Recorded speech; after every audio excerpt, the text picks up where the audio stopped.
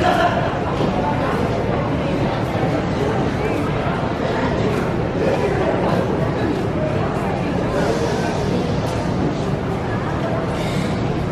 everyone doing?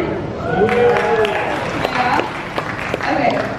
This is going to sound cliche, but I really feel like we're supposed to do this. Okay, before we even start, can we take like 20 seconds or 30 seconds and like everyone really close their eyes and ask directly. I've already asked for like favor over the message and like anointing over the message, but I really want every single person here to agree with me to say like we want the anointing of this message. So I'm not going to pray, I'm going to pray on my own. So everybody, it's going to be an awkward silence for about 20 or 30 seconds. So just embrace it and let's just all ask directly the Lord to speak to your heart directly and for favor and anointing over the message. Okay.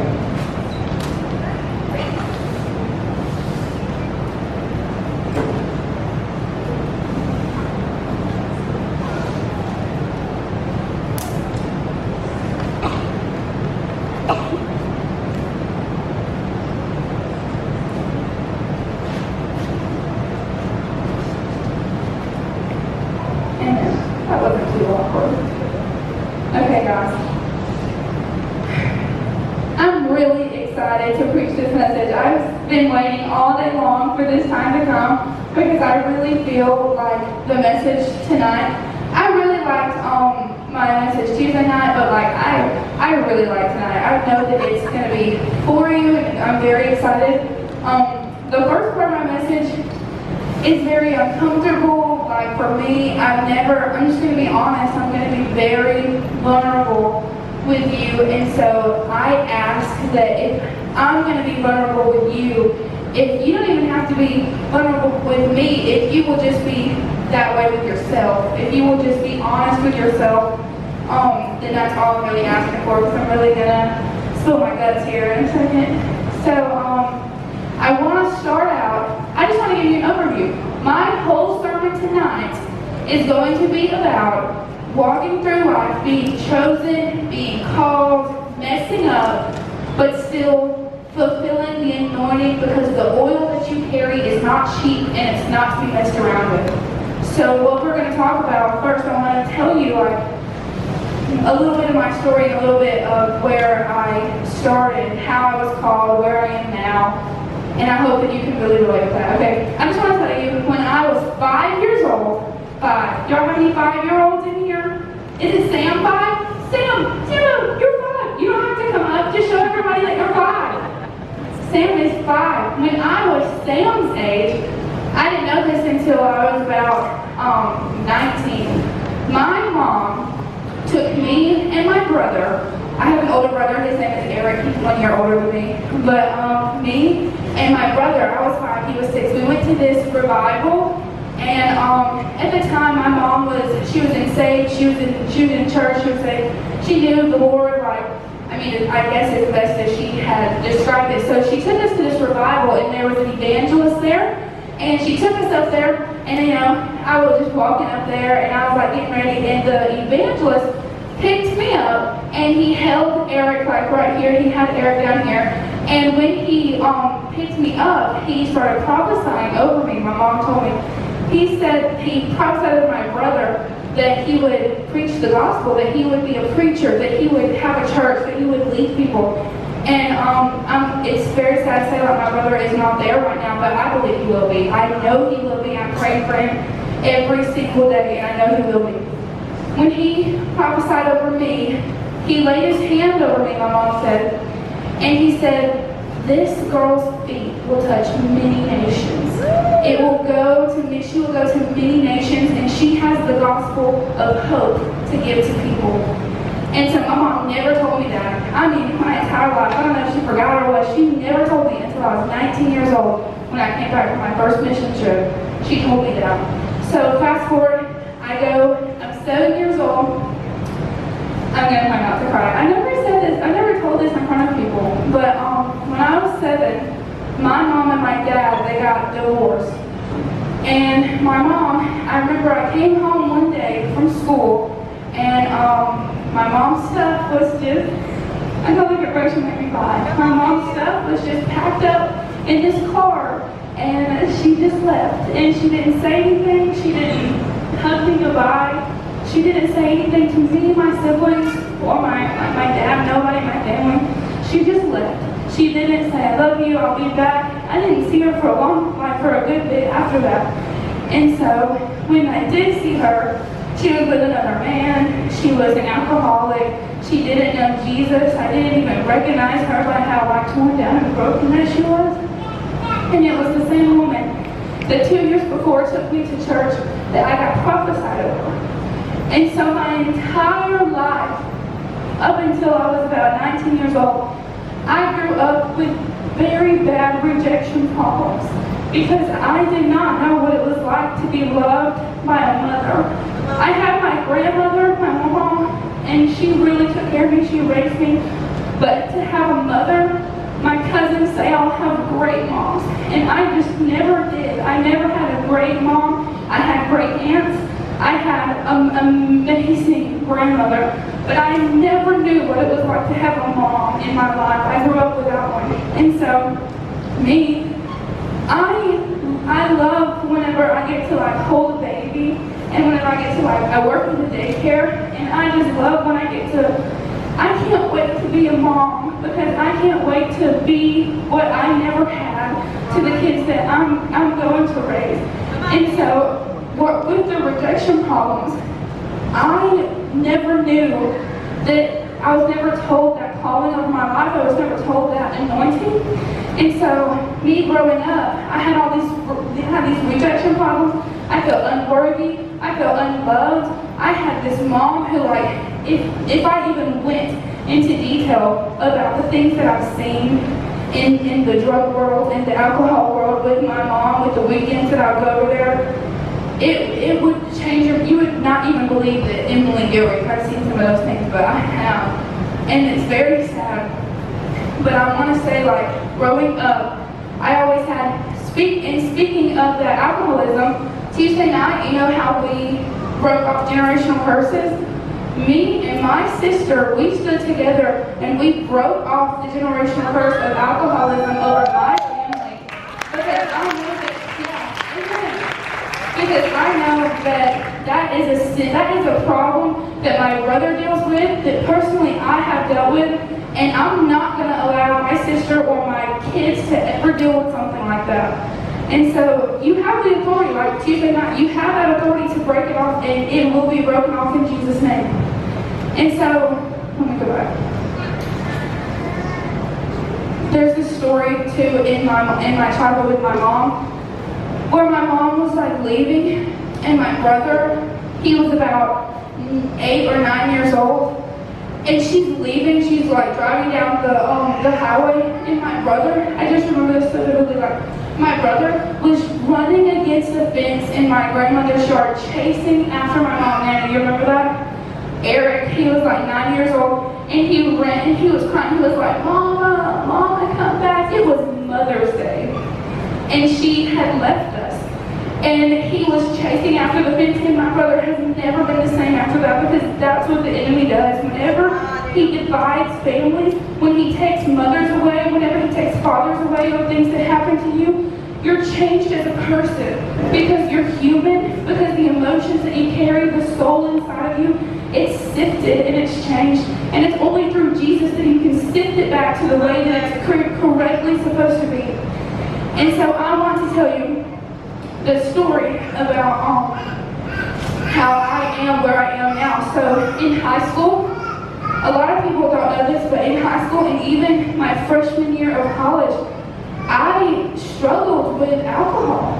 I struggled with drinking alcohol. It felt good because it was numbing, because I didn't have to feel like what other people around me were saying. Whenever I had a problem with my mom is very emphasized by the demonic, by how my mom used to call me and tell me how worthless I was and how bad of a daughter I was. She would get drunk and she would call me, and you can ask my family, she would call and she would just tell me how awful of a person I was, and then it would make me so sad, and I would just go and drink because I would forget about it and things like that. And so it was when I was So about 5 years ago, wow, yeah, 5 years ago, I saw this little flyer. So, I'm coming down my dorm room, and I saw this little flyer, and it said, mission trip to the Dominican Republic. I said, man, I'm about to go to the Dominican Republic, because it was only like $900 for the whole trip. And I was like, I'm about to go to the beach. I'm about to get to go to this trip. I'm going to go to this island. And so I raised all the money. I did all these things. I went on the trip. And so I'm standing in the middle of the Dominican Republic. Has anybody ever been there? Anyone? Well, the Dominican Republic is actually very poor. It's very poor. The people there, I've been in culture shock now plenty of times. That was my first time ever. And so being there, entering into this lady's house, her house was about the size from that chair to probably where you're sitting, all the way back to probably right here and over. That's the size of her house. Her floors were dirt. There was nothing inside of those houses, absolutely nothing. She saw that we were coming in and she started sweeping the dirt in her floor. The literal dirt. It wasn't messy, it was dirt, muddy dirt in the floor. And I remember I came in and I was a sophomore. And so I was on this trip with a bunch of seniors. And the leader over the group, he was like, all right, who wants to share the gospel to this lady? And little Emily is just kind of in the back. And I'm like, yeah, who wants to do that? Because it's not me. Because I don't know how to do that. I've never done that before. And they're just kind of looking, and they're looking, and I got bullets of sweat down my face. I'm like, man, y'all really need to speak up, because I'm not going to do it. And then immediately the enemy came over me, and he was like, you've been abandoned your whole life, you've been rejected your whole life, you're unworthy to even share the good news of Jesus, you don't even know how. And so I'm like, man, I definitely can't do this. And right then, I can't describe it to you. Something literally, I felt my whole body on fire, rose up inside of me. And before I even knew what I was thinking, I was like, I'll do it. And then as soon as I said, I'll do it, I was like, oh my God, what did I just say? Now I have to go talk to this lady. She doesn't even speak English. Okay, let's go do this. So we go in there, just me and the translator. And what we did was we had rice and beans, because they'll listen to you if you give them food. No matter what, they're gonna listen. So you bring them the rice and beans, and they're like, yes, welcome to my house, okay? So we're sitting in there, and I'm just sharing what I know to be the gospel of Jesus, down the cross, all these kind of things. I did not think I was doing a good job. I was like, I am butchering this. I am doing awful. And immediately, that lady, she just started crying. And she spoke to the man in Spanish, and he asked me, he was like, she wants to know if you're telling the truth. And I was like, yeah, I'm telling the truth. Yeah, this is true, I promise. And she was crying, she was like, how could that be the truth? And I'm like, what do you mean? What do you mean, how could that be the truth? And he talks to her in Spanish, and then he says, she doesn't believe somebody actually loves her, but doesn't even know her. And I was like, oh. I was like, well, yeah, well, this is the truth. This is what I know to be. And so I started talking to the man who translated, and he told her about how Jesus, who was perfect in every way, created her and knew her. And it was just talking and talking and talking. And you guys, I've heard the voice of the Lord very clearly, almost in my ear clearly, 2 times. Just 2. And this was one of those times. I heard the Lord say, you're going to do this for the rest of your life. And I immediately just started crying with that lady. And we were just holding hands and we were just crying. And I was walking out of that hut and I was like, wow. The enemy immediately started thinking about how I was left and what I'd done and how I'm not worthy. And I just remember pushing it down and saying, no. I'm going to do this for the rest of my life. And when I got home from that mission trip, let me say my relationship with my mom is so good right now. It is the best that it's been in my entire life. And it's only because of forgiveness and because of the Father.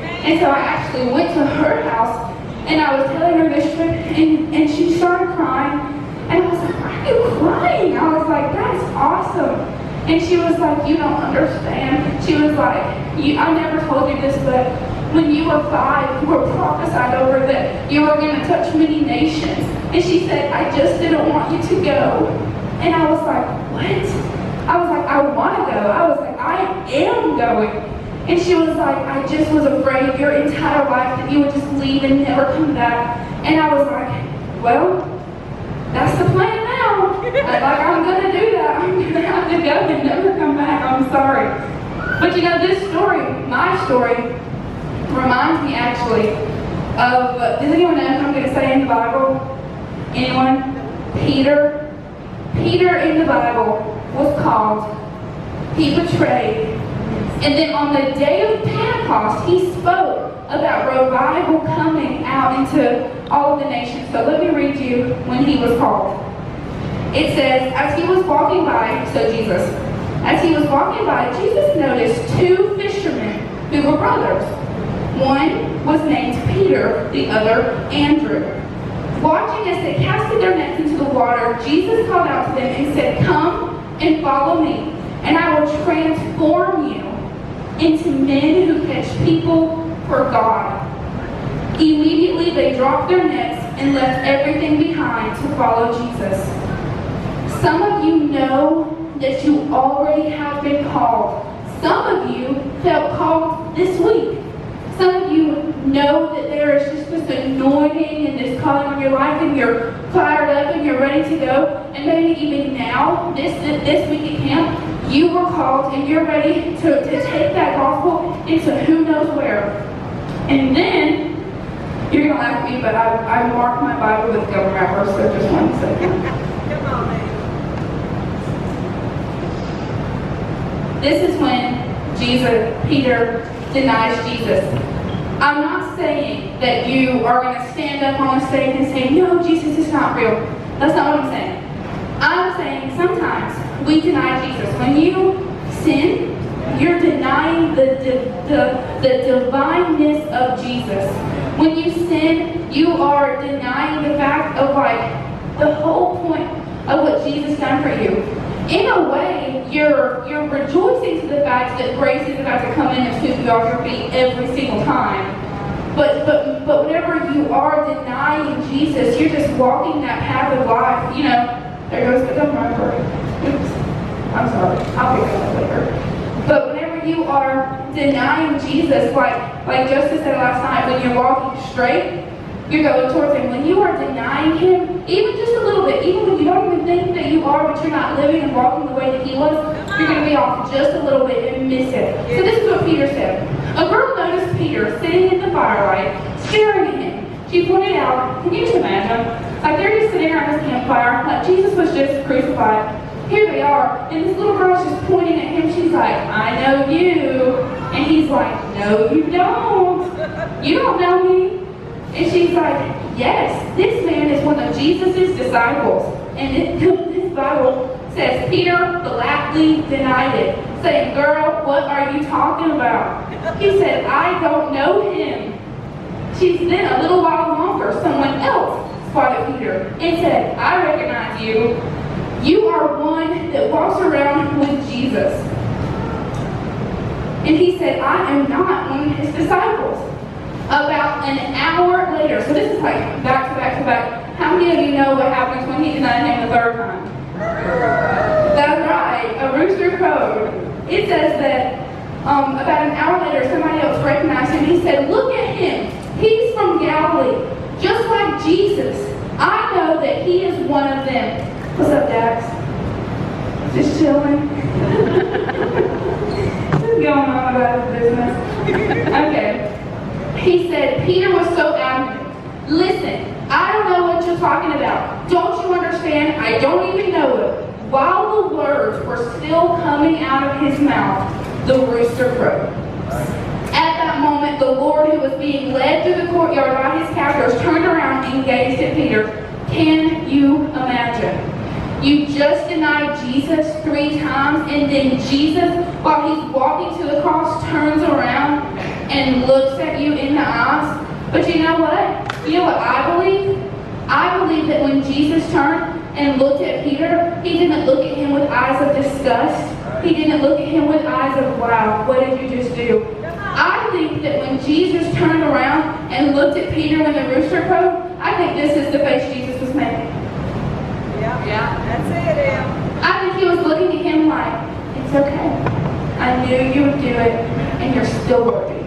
You're still called, because what I'm about to go do, there's nothing that you could ever do that can change my decision that I'm about to make right now. Amen. And so when Peter saw this, he ran off from the crowd and wept bitterly. How many know that even though Peter denied Jesus, Peter was called, Peter denied Jesus. Do you know that Peter was one of the people that started the church of Antioch? One of the very beginnings of the churches? He was the one that stood there and preached to thousands one day and saw thousands of people come to Jesus. The same guy, the very same guy that was called and then denied Jesus and then preached to thousands of people and saw them come to be and believe in the very same man that he stared in the eyes to and denied him. He denied him and he saw his eyes. That same man is the man that he preached salvation to for thousands of people. And I think what the Lord is wanting you to know is that you know you're called, you know you're anointed, and you know you messed up. You know you've messed up somewhere, somehow, and you don't think that you're worthy to walk into the anointing that you actually have. Does anyone, you know what I mean when I'm saying like anointing? The way that you carry yourself, like these two, Allie, Lori, you are called to sing over people, because when both of you open your mouths, I know chains break over people. Nova. When you sing over people, chains break often. Like some of you are so justice. When you preach, you are called to the mission field. So if you Brooke, when you have encouragement, I know that people's lives are made happier just because of the encouraging words that you say to them. Amen. Jeremy and Brittany, like the calling that you have over young people is the greatest calling I've ever seen, because you reach so many different kids in different ways. Sister Hayden, like you have such a gift of leadership and anointing over that to preach to so many different people. Each and every single person in here, I could point you out and tell you attributes that I think about each and every single one of you. But tonight, you need to know your own calling. You need to know the gifts that the Lord has given you and how to work and to flow into them. There is one thing that I would really want everybody to grasp. And have you ever heard people say like, wake up church? Have you heard that? Yes. Like, wake up church. What the church is sleeping. It's asleep right now. And these things outside, they're like social injustice or rape or racism or poverty or things like that. It's a big giant that is stomping on in the bedroom of America. And America is sound asleep. And it's a little baby and it doesn't know how to fight it. And this group of people, I know, has the tools that all of those things are. Come on. I believe that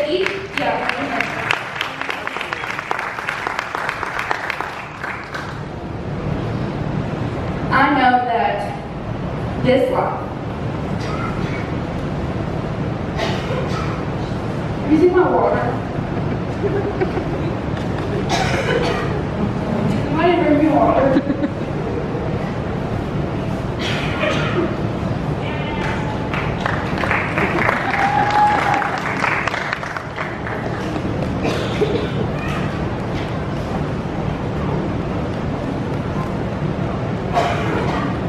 That's like I have the corona.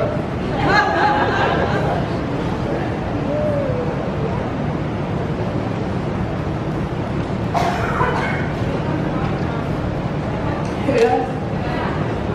I think I'm just hot. It's okay. Wow, that's so nice. Thanks, Bill. Can I preach with a cough drop in though? I don't want to get choked. Anyway, it's okay. I'm okay. If I need it, I'll come over there. What I do want to say though is how bad I know that this life sucks. And I just want to be very vulnerable there. Like, I'm not naive to the fact that, like, the world is hard. Especially as a kid, as a teenager. The way you grow up in the world, thank you, Bill. This life sucks, and it hurts. Big time.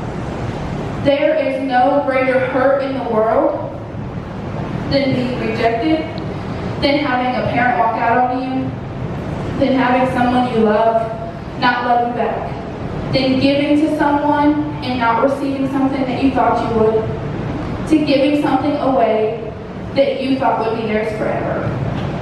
Nothing hurts worse in this world than human hurt, because that's how we're created.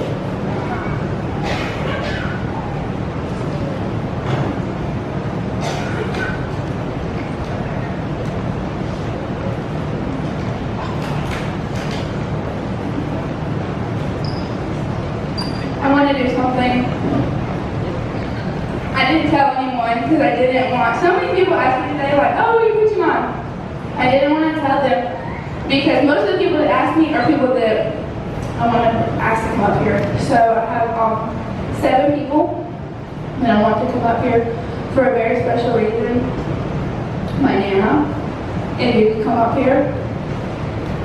Chad and Jenna, if you could come up here. Woody. Sister Haygood, Miss Jackie, because you are one of the greatest and most phenomenal leaders that I've ever been around.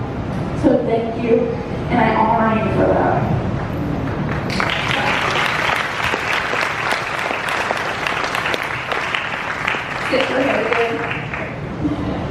Sister Haygood was my Sunday school teacher since I was 12 years old.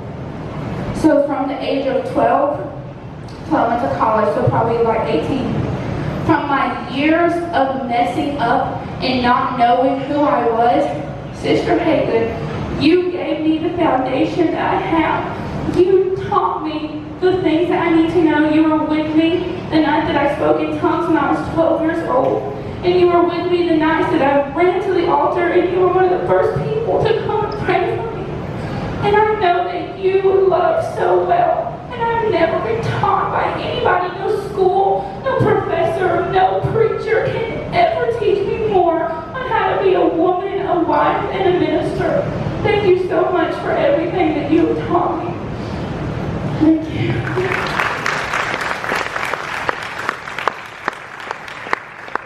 Miss Jackie, even the past week, you have listened to every question that I have, every doubt that I have, every skepticism that I have about my own self. And you have taught me how to point everything towards Jesus. And you showed me even 3 days ago when I was struggling about preaching on Tuesday night, you sat me down and you would talk to me and you would calm me down, and every question I've ever had about Jesus or theology or ministry or anything, you take me straight back to the Bible and what the Word says. And I really, really honor you for that. The way that you teach your kids, the way that you lead in your house, the way that even in the testimony in the leadership class, when you were saying like you didn't have a testimony, you are one of the greatest moms that I ever could imagine to be, and I thank you for that.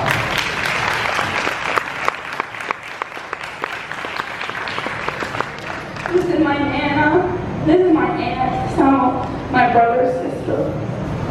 Nana, I know I cried with you. You were the first person to hug me after my mom left, and you still hug me. And you laid with me on the bed today in camp and taught me. Every Christmas, you make sure that me and Aaron and Eric are cared for. And even I know that you prophetically stand where Mama stood. Because Mama was such a great mom. And you look just like her in every way, that you lead all 4 of your kids. And that you lead all of our family. And then when we had the 4th of July, and we were all at your house, I couldn't help but think how much you reminded me of Mom and how much the great Mom. So these ladies have brought me all different things, and you showed me how to be a mom, because you know that that's the greatest fear in my life, that I'm not going to be a good one. And you have shown me every attribute that I need to know how to be a good mom, and I thank you. I love you.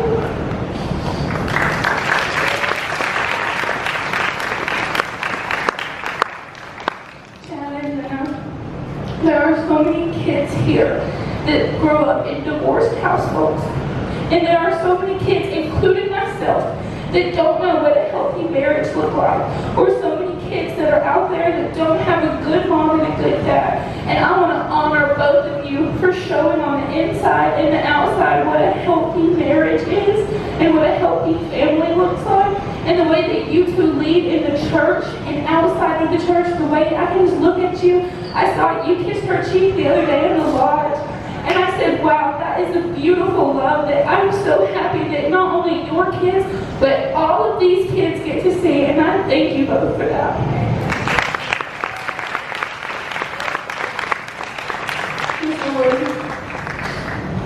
I know I'm proud of you. There is not another man that I have seen that burns for the gospel the way that you do. You will message me on Facebook little videos of, what's that guy's name? What's his name? Wigglesworth. Yeah. You send me things of him all the time, and I'll watch them and I'll get so rejuvenated, because I know that over in Desert, Arkansas, there's a man that's been praying for this camp since probably last year. And I know that you have such an anointing of revival over your life, so I honor you. That song that they sing about hunger and a thirst is like, can I still be hungry after all these years? Can I still be thirsty after all these years? He is walking proof you can still be hungry after all these years and thirsty after all of them, because I have not seen another person on fire for the word and the revival like you, and I honor you in that.